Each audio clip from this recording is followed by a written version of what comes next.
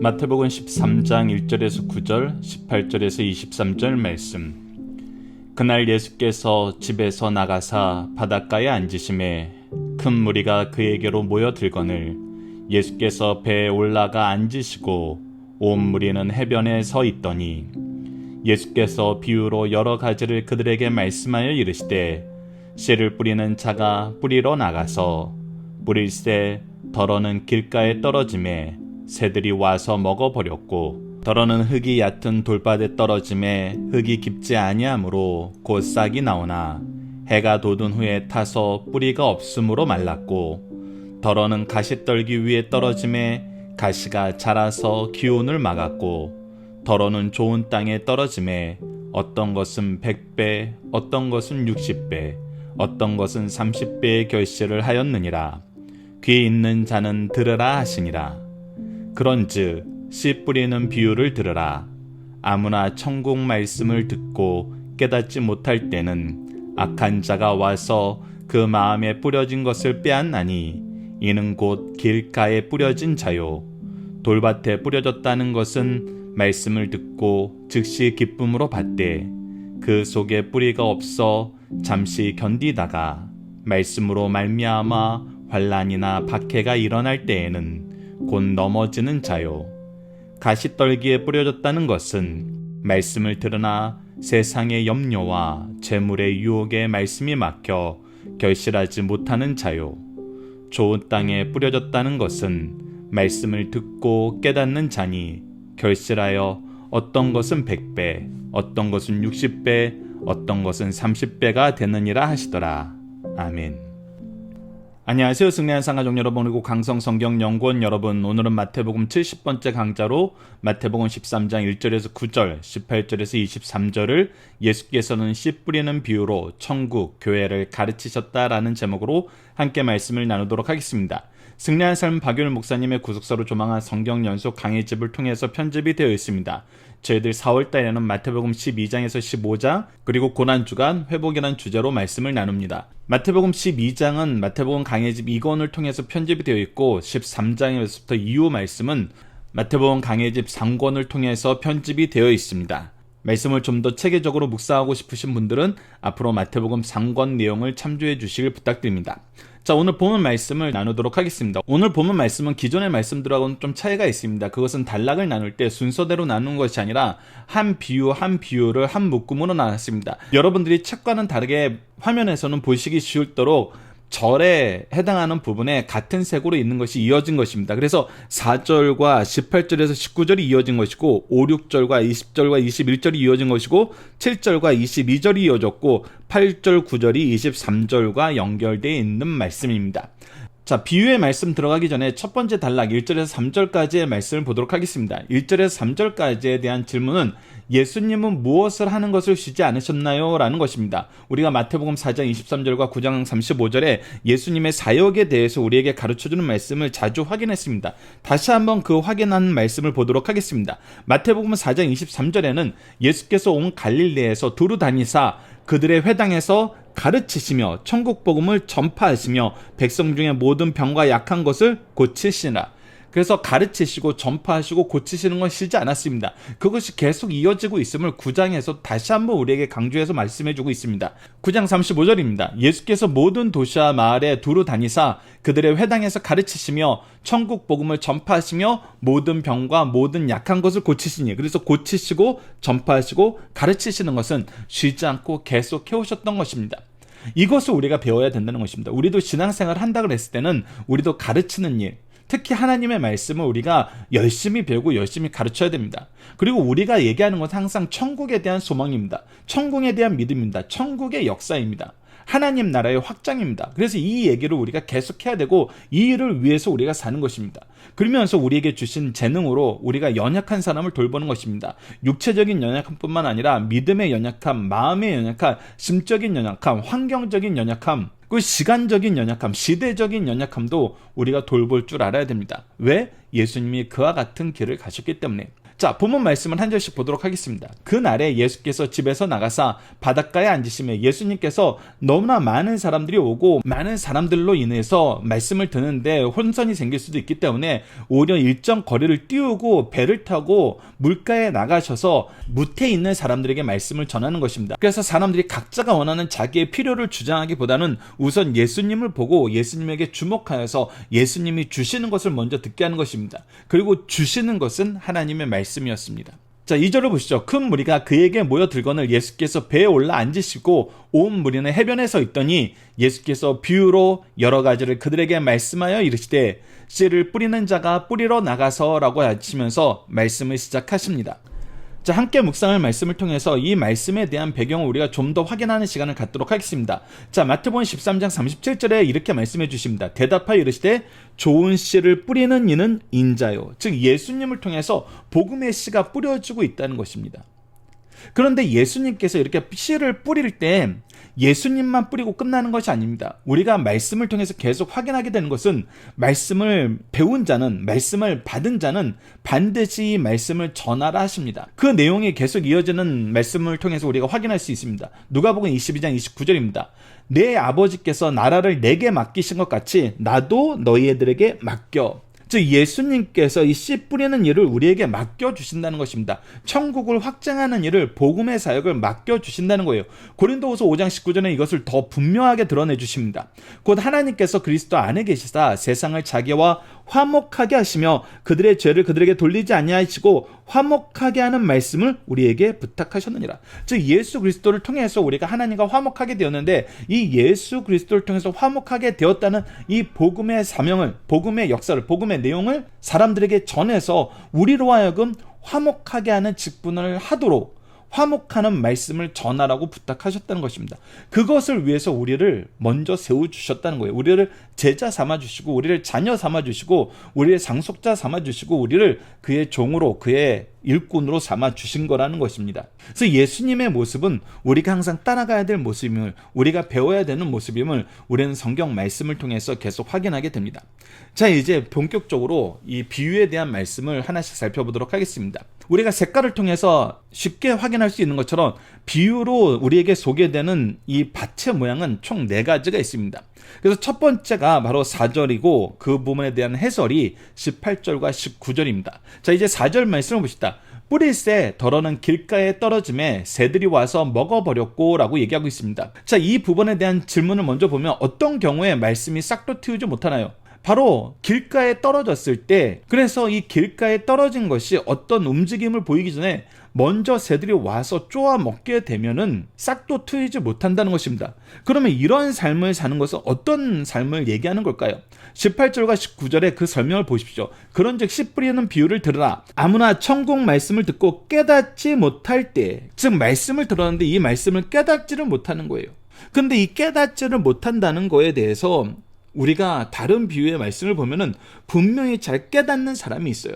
일부 받아들이는 사람이 있어요. 일부 그 삶을 지키는 사람이 있어요. 이거는 우리가 일반적인 세상에서 경험하게 되는 학문적인, 인지적인, 지식적인 차이에 의해서 일어나는 것하고는 차원이 다르다는 거예요. 왜? 그런 차원의 것이었으면 예수님께서 이런 비유를 말씀하지 않으세요. 왜? 예수님은 항상 연약한 사람을 돌보기 때문에 연약하여서 깨닫지 못한 자가 있으면 예수님께서는 더욱더 돌봐주시고 더욱더 많이 가르쳐주시고 더욱더 열심히 다가가시는 분이거든요.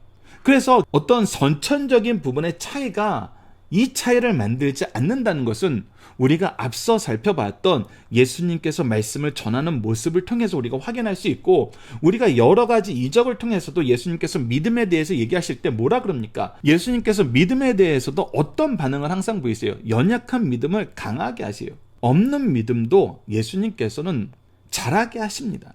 그 믿음을 가지게 하시기 위해서 수많은 이적들을 베푸셨고 항상 말씀을 가르치셨고 천국 복음을 선포하시면서 예수님이 메시아 되심을 보여줬어요. 그런데 오늘 본문 말씀은 이 모든 것을 받고도 우리가 앞서 12장에서 확인했던 것처럼 예수님을 통해서 우리에게 주시는 구속의 은혜를 맛보고도 하나님의 역사가 어떻게 이루어졌는지를 우리가 알고도 받아들이려 하지 않는 마음, 그것이 바로 길가에 떨어진 모습이라는 거예요. 즉 우리가 몰라서 부족해서 그런 것이 아니라 알면서도 이해했으면서도 내가 마음이 굳어서 내가 이것을 좋아하지 않아서 받아들이려 하지 않는 모습이라는 것입니다. 그래서 계속 보면 악한 자가 와서 그 마음에 뿌려진 것을 빼앗나니 도리어 그래서 이 사람은 하나님께서 주신 신령한 것에 대해서는 천국 말씀에 대해서는 받아들이려 하지 않습니다. 이 부분에 대해서 우리가 좀 더 이해할 수 있게 성경 말씀을 보면은 히브리서 4장 2절을 보십시오. 그들과 같이 우리도 복음 전함을 받은 자이나 들은 바 그 말씀이 그들에게 유익하지 못한 것은 듣는 자가 믿음과 결부시키지 아니함이니라. 즉 하나님께서 미리 우리에게 약속하신 그 메시아에 대해서 우리가 주목하여서 확인하여서 볼 수 있게 하셨는데 이거 정말 하나님께서 우리에게 약속하신 거네? 하나님의 역사로 우리가 연결시키지 않고 이거 지금 나한테는 별로인 건데 이건 내가 원했던 스타일 아닌데 내가 원했던 결과 아닌데 이런 식으로 하나님의 역사하고는 우리가 다른 맥락으로 이 사건을 보게 된다는 것입니다. 그것이 믿음과 결부시키지 아니하는 거예요. 그렇기 때문에 그들이 이 말씀을 받아들이지 못하는 것입니다. 요한 1서 2장 22절도 보시죠. 거짓말하는 자가 누구냐? 예수께서 그리스도이심을 부인하는 자가 아니냐? 아버지와 아들을 부인하는 그가 적그리스도니라. 그래서 오히려 계속 거짓말을 해서 이것을 받아들이지 못하게 만들어요. 이렇게 되면 내가 원하는 모습이 안 된다는 거예요. 내가 요구하는 것이 성취되지 않는다는 거예요. 그러니까 하나님의 뜻과 내 뜻이 다른데 지혜로운 자는 하나님을 공경하는 자는 경외하는 자는 하나님의 뜻과 내 뜻이 다르면 하나님의 뜻을 따라갈 수밖에 없어요. 왜? 그분이 우리의 모든 것을 만드시고 우리에게 모든 것을 주시는 분이고 우리가 생명을 얻을 수 있는 생명을 유지할 수 있는 유일한 길이거든요. 하나님을 떠나서 우리가 아무것도 할 수 없는 존재가 우리의 창조의 본질이기 때문에 그런데 이들이 그것을 싫어한다는 것입니다. 그래서 두 번째 질문에 대한 대답을 한번 생각해 봅시다. 어떤 경우에 말씀에 싹도 틔우지 못하나요? 바로 이 말씀을 도무지 받아들이려 하지 않을 때, 하나님의 말씀을 하나님의 뜻을 도무지 받아들이려 하지 않을 때 바로 이런 일이 생긴다는 것입니다. 자, 그렇다면 두 번째 비유 5절과 6절 그리고 20절과 21절에 대한 말씀을 하나씩 보도록 하겠습니다. 5절을 보시죠. 더러는 흙이 얕은 돌밭에 떨어짐에 흙이 깊지 아니하므로 곧 싹이 나오나 곧 싹은 나왔어요. 근데 어떻게 돼요? 해가 돋은 후 타서 뿌리가 없으므로 말랐고 그 뿌리가 너무 약한 거예요. 5절과 6절에 대한 해석인 20절과 21절을 봅시다. 돌밭에 뿌렸다는 것은 말씀을 듣고 즉시 기쁨으로 받되, 즉 말씀이 얘기하는 것이 무엇인지를 알아요. 그걸 기다려왔어요. 그것을 항상 배워왔어요. 그리고 그것이 성취되는 걸 보니까 그것을 기쁨으로 받을 수 있었어요. 근데 어때요? 그 속에 뿌리가 없어 잠시 견디다가 말씀으로 말미암아 환난이나 박해가 일어날 때는 곧 넘어지는 자요. 이것이 나에게 기쁨이 되고 즐거움이 되는 것이 분명히 있기 때문에 그 기쁨과 즐거움은 내가 함께 할 수 있어요. 그런데 이것으로 말미암아 오는 고난에 대해서는, 환난에 대해서는 도무지 받아들이지 않는 거예요. 때로는 어떤 사람은 그렇게도 얘기해요. 내가 이런 꼴을 당하려고 그렇게 열심히 신앙생활 했나? 어떤 사람은 철저하게 물질적으로 얘기하기도 하죠. 내가 이런 대접을 받으려고 그렇게 헌금을 열심히 한 줄 아닙니까? 이렇게 얘기하기도 해요. 그래서 어떤 사람은 한 걸음 더 나가서 이렇게 얘기해요. 아니 11조 같은 거 할 필요 없어. 헌금할 필요 없어. 교인의 의무? 그거 다 필요 없어. 나중에 다 똑같아. 뭐가 다 똑같다는 거예요? 뭐가 다 똑같다는 것입니까? 그들이 얘기하는 똑같은 건 뭐예요? 아니 교회 다니면 다 좋아질 줄 알았는데 교회 다녀도 힘든 것이 있더라고. 내 힘든 거 당연히 있습니다. 그런데 무엇이 달라요? 무엇이 다릅니까? 내가 죄를 지어서 힘든 것과 의를 위해서 힘든 것이 달라요. 죄를 위해서 힘든 것은 심판이 분명한 것이고 마지막에는 멸망만 남을 뿐입니다. 그런데 의를 위해서 고난받는 것은 반드시 우리에게 승리의 역사가 있고 하나님께서 주시는 영광된 상급이 있다는 것입니다. 하나님의 영광에 동참함이 있다는 것입니다. 승리와 영광이 있는 것과 죽음으로 가는 것과는 동일한 고난이어도 완전히 다른 것입니다. 그래서 우리가 함께 묵상할 말씀을 통해서 이 부분을 좀 더 볼 수 있습니다. 디모데후서 3장 12절입니다. 무릇 그리스도 예수 안에서 경건하게 살고자 하는 자는 박해를 받으리라. 이거는 이 세상의 본질하고도 또 충돌을 일으키는 부분이잖아요. 하나님께서는 우리에게 거룩함으로 나아가는 삶을 살라 그래요. 하나님의 기준으로 살라는 거예요. 그런데 세상은 이거 용납하지 않아요. 왜? 우리가 거룩하게 살면 살수록 그들에게서 죄가 또 드러나니까. 그들은 죄를 짓더라도 자기네들이 죄인인 것이 드러나는 걸 싫어해요. 의인인 척하고 살고 싶어해요. 그래서 오히려 죄를 거짓으로 감싸는 삶을 살아요. 결국은 죄 위에 죄로 계속 덮어 씌우는 거예요. 그런데 거룩함의 삶의 기준이 딱 나타나면은 이거 여지없이 무너지거든요. 그래서 죄악된 사람일수록 거룩한 삶을 사는 사람들 싫어해요. 우리가 12장에서 경험했던 예수님이 고난받는 이유는 다 여기에 있었어요. 그리고 이 삶이 우리에게 필연적인 삶이라는 거예요. 왜? 우리는 예수님의 제자로 예수님의 길을 가니까. 그리고 우리는 죄를 대할 때 죄를 죄로 싸워서 이기려고 하는 것이 아니라 끝까지 거룩함을 지키면서 끝까지 그리스도의 의를 따르는 삶을 살기 때문에 절대로 죄악의 유혹에 넘어가지 않거든요. 그럴 때 더 환장하는 것입니다. 누가? 이 죄악된 세상이. 그래서 우리에게 이 삶의 모습에 대해서 더 분명하게 가르쳐주는 것이 바로 로마서 8장 17절로 18절입니다. 우리는 하나님의 자녀예요. 하나님의 상속자예요. 그래서 자녀이면 또한 상속자면 곧 하나님의 상속자요 그리스도와 함께한 상속자니 우리가 그와 함께 영광을 받기 위하여 고난도 함께 받아야 할 것이라 생각하건대 현재의 고난은 장차 우리에게 나타날 영광과 비교할 수 없도다. 이것이 바로 우리의 삶의 모습인 거거든요. 우리는 그리스도와 함께 영광에 가면서 그리스도와 함께 고난을 받아요. 그런데 이 영광이 너무나 큰 거예요.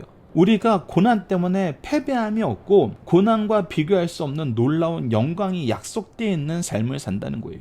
그런데 흙이 얕은 돌밭에 떨어졌다는 것은 이 말씀에 근거한 약속에 근거한 예수 그리스도를 근거한 믿음의 삶을 사는 것이 아니라 내가 순간적으로 느껴지는 감정, 내가 좋아하는 어떤 경험, 기대 이런 것들로 내가 신앙생활을 한다는 거예요. 그랬을 때는 결국 타서 말라버린다는 것입니다. 넘어지게 된다는 거예요. 자, 이제 우리가 세 번째 7절과 22절에 대한 비유를 보도록 하겠습니다. 먼저 질문을 보십시오. 어떤 경우에 자라다가 쓰러지게 되나요? 자, 7절을 보면 더러는 가시떨기에 떨어짐에 가시가 자라서 기운을 막았고, 이 말씀에 대한 해석은 예수님께서 이렇게 말씀해 주십니다. 가시떨기에 뿌렸다는 것은 말씀을 들으나 세상의 염려와 재물의 유혹에 말씀이 막혀 결실하지 못하는 자요. 즉 내가 어느 정도 자리까지 잡았어요.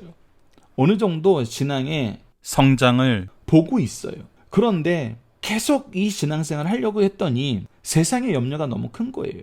저는 청소년부를 지도할 때 가장 힘든 부분이 바로 이 부분입니다. 아이들이 시험 기간만 되면은 이 염려 때문에 아무것도 하지 못해요. 단 1시간 예배 드리는 것도 불가능할 정도로 이 염려가 커요. 사실 우리가 명백하게 우리의 삶을 잘 조율하고 준비를 하면은 1시간의 예배 때문에 우리가 시험을 망친다? 사실 그거는 굉장히 큰 비약이죠. 그런데 무엇 때문에 예배에 참여하지 못하는 거예요? 바로 염려 때문에. 다른 애들은 다 하는데, 학원 선생님이 오라 그랬는데, 이 염려 때문에 넘어지는 경우가 너무나 많다는 것입니다. 그리고 유혹, 특히 재물에 대한 유혹. 우리가 선진국으로 가면 갈수록 서비스업이 많아지잖아요. 근데 서비스업들의 대목은 주말이거든요. 근데 우리가 80년대, 90년대 열심히 신앙생활한 모습을 우리가 계속 이어가다 보면은 교회에서 일하던 봉사자들이 되게 힘들어져요. 우리는 토요일날 모여서 하루 종일 주일을 준비하고 또 주일도 하루 종일 우리가 예배로, 성도의 교제로, 말씀의 교제로, 찬양의 교제로, 성김의 교제로, 식탁의 교제로, 여러 가지 활동의 모임의 교제로 우리가 얼마나 많이 나눴어요. 근데 직업 분포다가 달라졌어요. 제가 요즘에는 새벽 예배 다닐 때 새벽 예배를 위해서 가장 세밀하게 준비해야 되는 것 중에 하나가 무엇이냐면 주차장에서 차가 잘 나갈 수 있는 자리를 미리 확보해 놓고 그곳에 주차하든지 아니면 아예 도로변에 빼놓는 거예요. 이것은 단순히 주차장이 포화 상태가 돼서 나타나는 것이 아니라 새벽 배송하시는 분들이 4시 전후가 아파트 단지에 배송이 들어오는 시간이에요. 어쩔 때는 배송 차량이 3-4대가 나란히 줄 서 있을 때도 있어요. 그분들 배송광으로 올라가면은 전화 통화가 안 됩니다. 그래서 새벽 예배 늦지 않기 위해서 일 때문에 가지 못하는 일이 생기지 않게 하기 위해서 차를 미리 빼놓거든요. 아예 도로변으로 빼놓을 때도 있어요. 근데 이것이 우리의 삶의 모습이 생계를 유지하기 위해서 서비스업에 종사한다는 것이 얼마나 힘든 일인지 그 단면을 얘기하는 거거든요. 이와 같이 우리가 물질적인 상황 때문에 예배를 드리는 거, 말씀대로 사는 거, 말씀의 은혜 안에 사는 것이 힘든 경우가 있어요. 그럴 때 넘어지게 된다는 것입니다. 자, 이런 염려에 대해서 성경은 무엇이라고 얘기하고 있는지 우리가 함께 묵상할 말씀을 통해서 좀 확인해 보도록 하겠습니다. 자, 처음은 마태복음 6장 25절과 33절입니다. 우리가 너무나 잘 아는 것이죠. 그러므로 내가 너희에게 이르노니 목숨을 위하여 무엇을 먹을까 무엇을 마실까 몸을 위하여 무엇을 입을까 염려하지 말라. 목숨이 음식보다 중하지 아니하며 몸이 의복보다 중하지 아니하냐. 그런즉 너희는 먼저 그의 나라와 그의 의를 구하라. 그리하면 이 모든 것을 너희에게 더하시리라. 사실 이 말씀이 우리 신앙의 선조들이 이러한 유혹과 염려를 이긴 가장 핵심적인 말씀이거든요. 그리고 이 말씀이 우리 선조들의 삶에 어떻게 증거가 되었는지 우리는 그것을 보고 자란 세대예요.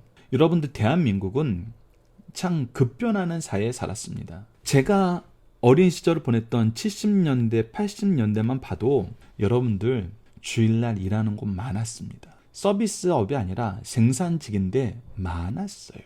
엄청 많았습니다. 그래서 주일날 예배 드리는 것이 그때도 사실 어려웠어요. 근데 이때 우리가 어떤 기도를 하면서 지냈습니까? 하나님, 우리들도 주일 성수 잘할 수 있도록 하나님께서 우리의 삶을, 이 사회를 이끌어 주십시오. 그리고 우리는 항상 근면성실하게 일했어요. 더 열심히 일했어요. 주일 하루 내가 교회 와서 예배를 드릴 수 있다면은 평일날 아무리 고생해도 그 고생을 기쁘게 감당했어요. 왜? 우리에겐 하나님의 말씀 안에서 교회에서 누리는 기쁨이 더 크기 때문에. 즉, 하늘나라의 기쁨이 하나님의 나라를 구하는 것이 더 중요하기 때문에. 그때 어떤 일이 발생했습니까? 90년대와 2000년대 들어오면서 이제 주일날 일하지 않는 것은 너무나 당연하였고 이제 토요일까지도 거의 쉬는 쪽으로 많이 움직였습니다. 그래서 교회 와서 예배 드리는 것이 때로는 주중에까지 우리가 모임을 하는 것이 그렇게 어렵지 않았어요. 오히려 더 쉬웠습니다. 그래서 엄청난 부흥의 역사가 일어났죠.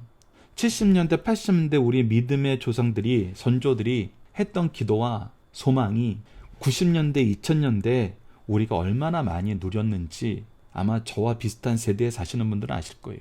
근데 지금 2010년에서 2020년으로 넘어오는 이때 어떻게 됩니까?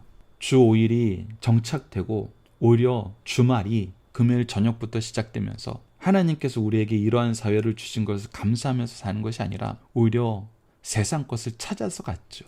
캠핑 가야 되고 여행 가야 되고 여러 가지 모임, 예전에는 한두 가지 하던 거 세네 가지, 가족 모임, 회사 모임, 친구 모임, 자녀 모임, 취미 모임, 재테크 모임, 여러 가지 모임이 생겼어요.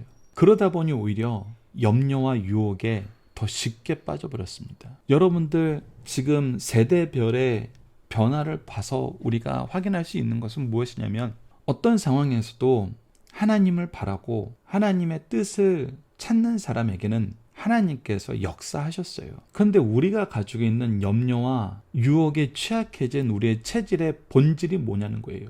우리가 하나님의 뜻을 구하다가 염려와 유혹에 빠졌습니까? 아니면 세상 것을 찾다가 염려와 유혹에 빠졌습니까? 지금은 이 염려와 유혹이 극심해진 상태, 너무나 그 염려와 유혹 때문에 우리가 연약해진 상태에 있어서 이것이 어쩌다 이렇게 됐지? 우리가 헷갈릴 수도 있지만 분명한 것은 하나님의 나라와 하나님의 의를 구해서 온 염려와 유혹은 항상 이기게 하셨습니다. 우리에게 더하게 하셨어요. 그런데 우리가 세상 것을 찾고 세상 재물을 찾고 하나님 것이 아니라 내가 원하는 것을 찾다가 오게 된 염려와 유혹은 지금 현재 우리가 하나님의 의를 찾지 못하는 핑계거리가 될 뿐이지 본질적으로 하나님의 의를 찾다가 온 것은 아닌 것 같다는 것입니다. 이 부분은 여러분들도 다시 한번 주목해 보셔야 돼요. 계속해서 마태복음 6장 24절 봅시다. 한 사람이 두 주인을 섬기지 못할 것이니 혹 이를 미워하고 저를 사랑하거나 혹 이를 중하게 여기고 저를 경히 여김이라. 너희가 하나님과 재물을 겸하여 섬기지 못하느니라. 우리가 하나님을 섬긴다면 하나님을 신뢰하고 하나님이 어떤 분인지 알고 그분의 역사를 경험하면서 그분의 은혜 안에서 살고 있기 때문에 흔들림이 없어요. 근데 우리가 하나님을 섬긴다 하지만 재물을 섬기는 거예요. 하나님을 섬긴다 하지만 사실 내 생각을 섬기는 거예요. 우리가 고난주간의 말씀을 통해서 확인하는 것이고 앞으로 마태복음 남은 부분을 통해서 확인하게 되는 것이지만 제자들 가운데에서도 예수님을 섬긴다 하지만 내 생각대로 섬기는 사람 많았어요. 그랬을 때 그들은 염려와 유혹을 이겨내지 못했습니다. 계속해서 요한 1서 2장 15절과 16절 봅시다. 이 세상이나 세상에 있는 것들을 사랑하지 말라. 누구든지 세상을 사랑하면 하나님의 사랑이 그 안에 있지 아니하니 이는 세상에 있는 모든 것이 육신의 정욕과 악목의 정욕과 이생의 자랑이니 다 아버지께로부터 온 것이 아니요 세상으로부터 온 것이니라. 자, 본질적인 염려와 유혹은 육신의 정욕과 안목의 정욕과 이생의 자랑을 따르다가 생긴 거예요. 하나님을 따르면 하나님이 책임져 주세요. 우리 믿음의 선조들이 이것을 보여주려고 얼마나 열심히 하셨습니까? 우리에게 이걸 가르쳐 주려고 그분들의 일생을 철저하게 하나님께 맡긴 삶을 살아오셨거든요. 여러분들 교회를 개척한 세대나 선교사님으로 열심히 수고하신 분들을 한번 보세요. 그분들은 하나님이 책임져 주는 삶을 살았습니다. 그분들의 인생이 하나님이 이렇게까지 책임져 주시는구나라는 걸 보여주는 삶이었어요. 근데 우리가 육신의 정욕, 안목의 정욕, 이생의 자랑 때문에 아버지를 의지하는 삶이 아니라 이 정욕을 채우기 위한 신앙생활하고 이 정욕을 채우기 위한 목회와 선교 일선에 뛰어든다면은 여러분 아무것도 못합니다. 바로 이 아무것도 못하게 되는, 결국은 잘하다가 아무것도 못하게 되는 비유에 대해서 7절과 22절에서 얘기해 주는 것입니다. 그래서 어떤 경우에 잘하다가 쓰러지게 되나요? 바로 정욕으로 살아서입니다. 하나님을 따르는 것이 아니라 자기 욕심을 따르다가 결국 이 욕심에 넘어지게 되는 것입니다.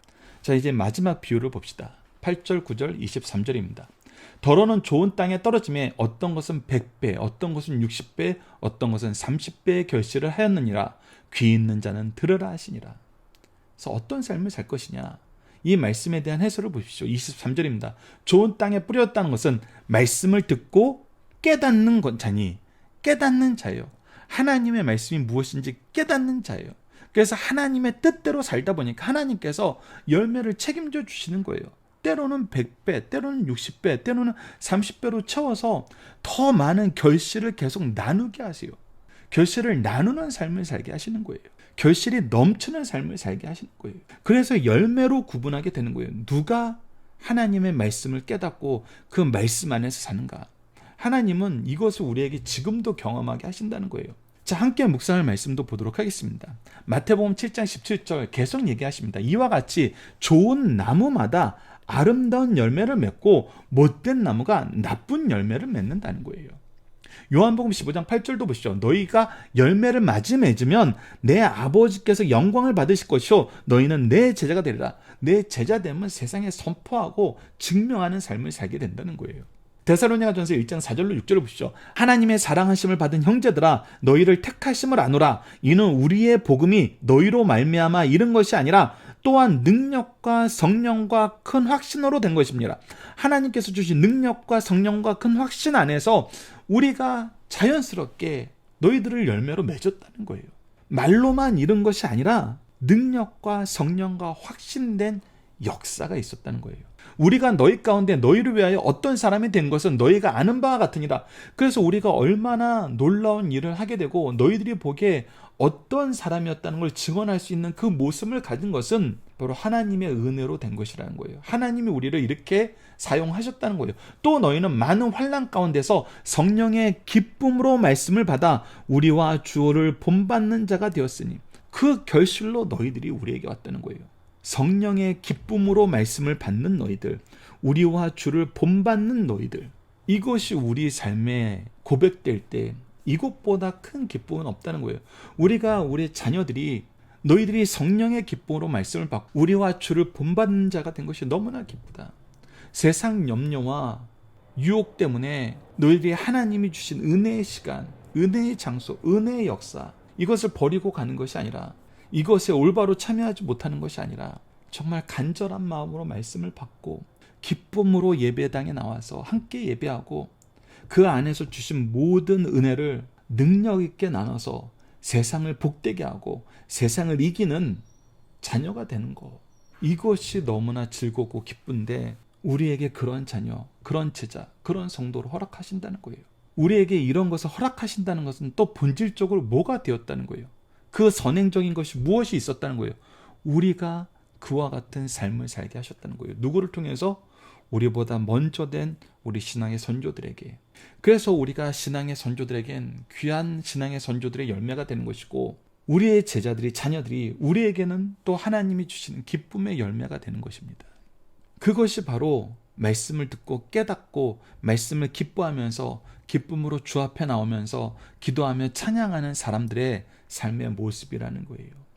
특히 이 본문 말씀은 끊임없이 예수님을 괴롭히는 사람들, 그 말씀에 책을 잡아서 시험하려는 자들이 많았을 때 예수님을 순수하게 찾아오는 사람들을 향하여 예수님께서 선언해 주신 거예요. 너희들이 어떤 태도로, 어떤 자세로, 무엇을 위해서 이곳에 오느냐? 딱딱하게 굳은 길가와 같은 마음이냐? 자가 같은 마음이냐? 가시밭과 같은 마음이냐? 아니면 좋은 옥토의 마음이냐? 너희들은 무엇을 위해서 왔느냐? 하나님의 뜻과 하나님의 은혜를 바라며 왔느냐? 아니면 너희들에게 좋은 것을 얻기 위해서 왔느냐? 아니면 순간적인 기쁨과 환희를 맛보기 위해서 왔고 너희들이 연약함이 고쳐지는 덕을 보러 온 것이냐? 아니면 나를 시험하기 위해서 왔느냐? 이렇게 지금 묻고 있는 거예요. 근데 우리가 다음 시간에 예수님께서 비유로 얘기하신 그 이유를 들었을 때는 각자가 가지고 있는 마음이 얼마나 심각한 결과를 낳는지 우리가 확인할 수 있습니다. 우리 승리한사 가족 여러분들, 강성성경연구원 여러분들은 항상 이 옥토와 같은 마음, 말씀을 간절히 바라면서 고넬료와 같이 정말 하나님 말씀 듣고 싶어서 하나님의 명령을 따르고 싶어서 하나님의 백성이 되고 싶어서 겸손한 마음으로 무릎 꿇고 간절한 마음으로 말씀을 받는 그런 성도님들, 그런 일꾼들 되시길 기도합니다. 자, 이제 문답으로 나누는 중심사상을 하나씩 확인해 보도록 하겠습니다. 첫 번째, 네 가지 밭은 무엇을 의미합니까? 네 가지 밭은 말씀을 듣는 사람들의 마음 밭, 심전을 의미합니다. 이 말씀을 대할 때 네 가지 밭 중 어느 밭이 나의 심령을 잘 묘사하고 있으며 잘 투영하고 있는가를 깨닫게 됩니다. 그렇다면 이제 나는 어떤 자세로 말씀을 받고 실천해야 합니까? 내 밭 중 오직 하나만이 바른 밭이라는 사실을 가르쳐 듣는 자에게 책임이 따른다는 것을 우리에게 가르쳐주고 있습니다. 두 번째, 씨 뿌리는 비유를 통해서 나타나는 하나님의 나라, 교회의 특징은 무엇입니까? 씨 뿌리는 비유는 하나님의 나라, 교회의 기본적인 성격을 나타냅니다. 교회는 씨 뿌리는 주님의 말씀을 통해서 시작하고 믿음의 반석 위에서 구원의 열매를 맺는 것이 특징입니다. 이것은 우리가 마태복음 16장을 통해서 확인해 보도록 하겠습니다. 씨 뿌리는 비유는 가장 기본적인 비유로 이것을 깨닫지 못하면 다른 비유를 깨닫지 못합니다. 여기서 씨란 하나님의 말씀인 복음을 얘기하는 것이고 씨 뿌리는 자는 예수님을 가리킵니다. 씨 뿌리는 권한은 그의 사역자들에게 주셨으며 사역자들은 예수님의 도구로 사용된다는 점에서 주의 일을 하는 것입니다. 이처럼 성도는 주의 지지와 지원을 받고 있다는 것을 확실하게 우리에게 가르쳐주고 있습니다. 마지막 세 번째입니다. 씨 뿌리는 주님의 모습을 통해 우리가 배워야 할 것은 무엇입니까? 주의 뜻을 실천하는 사역자들에게 선교 사역은 가장 귀중합니다. 모든 사역자들은 말씀을 증거하는 일에 최선을 다해야 합니다. 그러나 자신의 설교를 통해 큰 역사가 일어날 것을 지나치게 기대하지 말아야 합니다. 잘 준비된 말씀을 듣고도 많은 수가 깨닫고 돌아설 수 없습니다. 하물며 그렇지 못한 준비되지 않은 설교를 해서는 결코 안 된다는 사실도 우리에게 가르쳐주고 계십니다. 자, 이제 암송 고백 결단 기도 훈련으로 넘어가 보도록 하겠습니다. 오늘 본문 말씀을 통한 암송은 13장 23절입니다. 좋은 땅에 뿌려졌다는 것은 말씀을 듣고 깨닫는 자니 결실하여 어떤 것은 100배, 어떤 것은 60배, 어떤 것은 30배가 되느니라 하시더라. 오늘 본문 말씀을 통한 고백과 결단은 다음과 같습니다. 그리스도를 찾지 않고 신뢰하지 않고 사랑하지 않아 열매 맺지 못하는 삶을 살지 않게 하소서. 찾고 감격하고 신뢰하여 승리하고 사랑하여 열매 맺는 믿음의 삶을 살게 하여 주소서.